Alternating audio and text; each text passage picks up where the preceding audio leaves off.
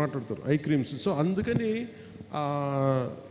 ఈ సీవీడ్ని తయారు చేసేది ఆడపడుచులు కనుక తీసుకుంటే అది అంటే యువత ఇలా చేస్తే ఆడపడుచులకి ఇది వాళ్ళు వెళ్ళలేరు కాబట్టి వాళ్ళకు కూడా ఇంట్లో దగ్గరలో ఉండే ఆదాయం చేసుకోవడానికి. అందుకే దాని స్టడీకి తమిళనాడుకి వెళ్ళి మీరు దీన్ని నేర్చుకుంటారు. పగడపు దిబ్బలా మీరేమంటారు? పగడపు దిబ్బలు అంటారా? అలాగే ఇందాక మీకు చెప్పినట్టుగా ఉప్పాడ సీ ప్రొటెక్షన్ వాళ్ళకి దాదాపు 323 కోట్లు వాళ్ళు బడ్జెట్ ఉంది. దానికి నేను హోమ్ మినిస్టర్ గారి ఆఫీస్తో మాట్లాడినా ఆల్రెడీ వాళ్ళు ఏంటంటే సూచనప్రాయంగా తెలియజేశారు. దీనికి మేము తెలియజేస్తాం. అంటే దానికి ఇంకొక మాట చెప్పడానికి నేను ఢిల్లీ వెళ్తాను ఒక 2 రోజుల తర్వాత. అది మీ దృష్టికి పట్టుకొస్తాను. అలాగే మనకి ముఖ్యంగా మన మత్స్యకార గ్రామాల్లో ఏదైనా ఉంటే మీకు రోడ్లు కానీ, డ్రింకింగ్ వాటర్ కానీ, ఆ మోడల్ స్కూల్స్ కానీ ఏదైతే ఉన్నాయో దానికి కూడా నేను ముందుకు తీసుకెళ్తాను. మెయిన్గా ఉప్పాడ యువతకు మటుకు నేను ప్రత్యేకించి చెప్పిందంటే మీరు ఏదైనా రిక్రూట్మెంట్స్ పోలీసుకి కానీ ఆర్మీకి కానీ వెళ్తానంటే నేను ప్రత్యేకించి ట్రైనింగ్ ఏదైనా బాగుంటుందా అనేది నేను కలెక్టర్ గారితో మాట్లాడుతూ ఉన్నాను. అలాగే ఫిష్ ఫుడ్ ప్రాసెసింగ్ అని చెప్పారు. ఇంకొకటి మీరు కేరళకి వెళ్ళేది, మీరు ఎర్నాకుళంకి వెళ్తే అక్కడ ఏంటంటే మీరు పచ్చళ్ళు పెడతారమ్మా మీరు చేపలతోటి? మీకేం సార్డైన్స్ అని అంటాం మన వీళ్ళు, టిండ్ ఫిష్ మనం వేస్తారు. సో అదొకటి నేర్చుకోవడానికి మీరు అది కేరళలో పనిచేస్తుంది. దానివల్ల ఏమవుతుందంటే ఇప్పుడు మనం స్టేట్ గవర్నమెంట్ ఏం చేస్తుంది, ఎంఎస్ఎంఈకి ల్యాండ్ అలాట్మెంట్ చాలా చేస్తుంది. ఈ మధ్యతరగతి చిన్న పారిశ్రామికవేత్తలు అలాంటిది మన మత్స్యకార కుటుంబాల నుంచి మీరు ఈ క్యాండ్ మన ప్యాక్డ్ ఫిష్ని కానీ డ్రై ఫిష్ని కానీ చేసుకోవడానికి ఎంఎస్ఎంఈకి ల్యాండ్ మీరు కానీ నేర్చుకుంటే ఇవన్నీ మీకు పారిశ్రామికవేత్తలుగా కూడా మీరే సంపాదన అంటే మీరే మత్స్య సంపదను బట్టి దాన్ని ఎండిపోకుండా మళ్ళీ పాడైపోకుండా మళ్ళీ కూర్చోబెట్టి దానికి వాల్యూ ఎడిషన్ అన్నమాట. మీరు అంటే పట్టుకున్న సంపదని మళ్ళీ మనం కూర్చోబెట్టి రకరకాలుగా దాన్ని స్టోర్ చేసుకుంటే అది ఎంత ఉంటుంది అనేది దాని మీదకి ఫిష్ ఫుడ్ ప్రాసెసింగ్ మీద మీకు ఒక అవగాహన ఉంటుంది. సార్ డైరెక్షన్స్ ప్రకారం మనం పిఠాపురం హైవే మీద మనం 2.5 ఎకరాల్లో ఒక బిల్డింగ్ కట్టేసి ఒక 5 ఫ్లోర్ బిల్డింగ్, అది కన్స్ట్రక్టెడ్ ఏరియాలోనే ఎవరైనా ఎంఎస్ఎంఈ కొందరు ఏదైనా బట్టలు కుట్టుకునే పెట్టుకోవచ్చు, కొందరు ఇందాక సార్ అన్నట్లు ఫిష్ తీసుకొచ్చి దాన్ని పిక్లింగ్. సో దానికి పెద్ద ఏరియా అవసరం ఉండదు, ఆల్రెడీ కట్టేసిన బిల్డింగ్ కావాలి, కొంత సెక్యూరిటీ ఉండాలి. రోజు అంటే చిన్న ఇండస్ట్రీ పెట్టుకునే వాళ్ళు ఒక వాచ్మెన్ని పెట్టుకోలేము కాబట్టి గవర్నమెంట్ వైపు నుంచే కరెంట్ అవన్నీ కట్టి ప్రతి కాన్స్టిట్యున్సీలో ఒకటి కడుతున్నాము. అలాగా మనం కాకినాడ జిల్లాలోనే అతి పెద్దది మనం పిఠాపురంలో ప్లాన్ చేసామన్నమాట. ఒక నిమిషం.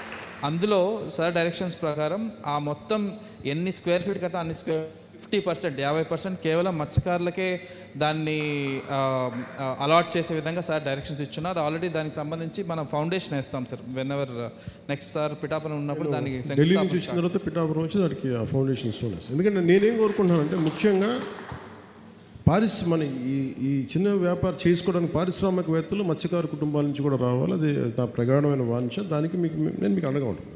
సో అది అలాగే ఈ పొల్యూషన్ గురించి వీటి గురించి రెగ్యులర్ ఆడిట్ ఒకటి చేయడం. ఇవి కాకుండా ఒక జాబ్ మేళలు కానీ, రెగ్యులర్ హెల్త్ చెకప్స్ కానీ, కోస్టల్ టూరిజం వీటన్నిటి మీద నేను ప్రత్యేకించి అక్కడ ఇంకొంచెం దాని మీద కూడా వర్క్ చేస్తాను. అది కూడా మీకు అక్కడికి వచ్చి మాట్లాడతాను. ఇంకోటి మనకి సినిమాలు చేసుకోవడం చాలా కన్వీనియంట్. దానివల్ల కూడా కొంత ఫిషర్మెన్ ఎట్లా వాడాలి అనేది ఒకటి ఉంది.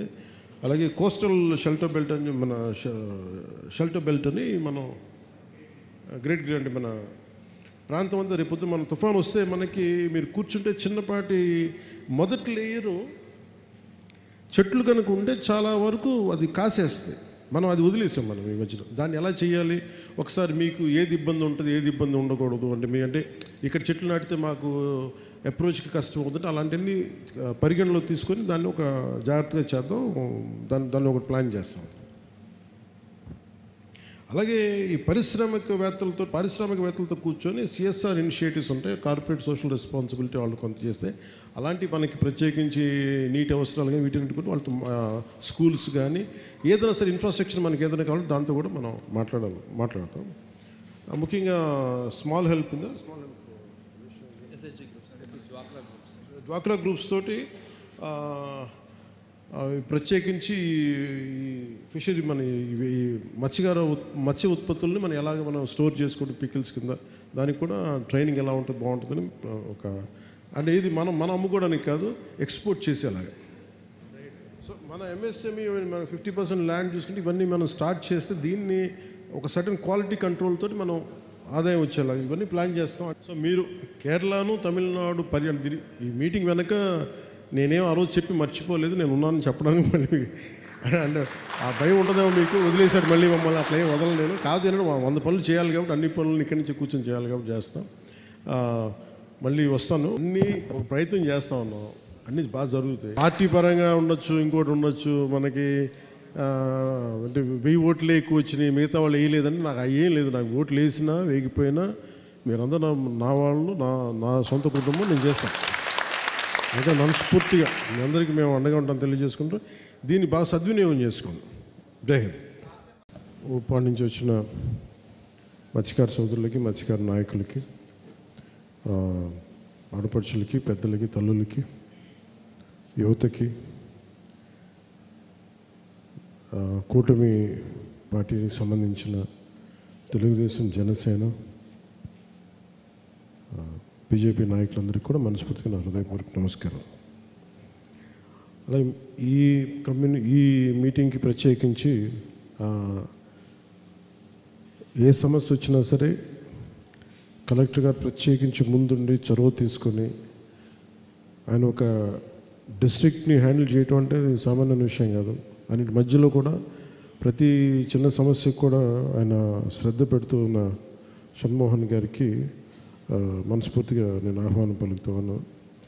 అలా ఏ రోజైతే మీరు ఆ సమస్య బయటికి తీసుకొచ్చారు, ఇట్లా ఉంది, మాకు ఇబ్బంది ఉందనేది మీ ఆందోళన చాలా బాధ కలిగించింది. నేను ఆ రోజు మీకు సభలో కూడా చెప్పింది, నేను ఒక మత్స్యకారులాగా ఆలోచిస్తాను. నేనే చేపలు పట్టిన వృత్తి అయితే నేను ఎట్లా ఆలోచించాలి, ఏం చేయాలి. దాంట్లో నేనేమనుకున్నానంటే, ఒకటి ఆ రోజు మత్స్యకారు యువత అందరితో మాట్లాడాను. మీరు నన్ను చూడాల్సింది, లాస్ట్ టైం కొంతమంది అంటే నేను పార్టీల పరంగా మాట్లాడుతున్నాను. ఫస్ట్ ఈ సమస్యకి ఇప్పుడు ఉప్పాడ సీ ప్రొటెక్షన్ వాల్ ఉంది. సీ ప్రొటెక్షన్ వాల్ ఇన్ని మీకు ఆల్మోస్ట్ ఒక దశాబ్దంన్నర నుంచి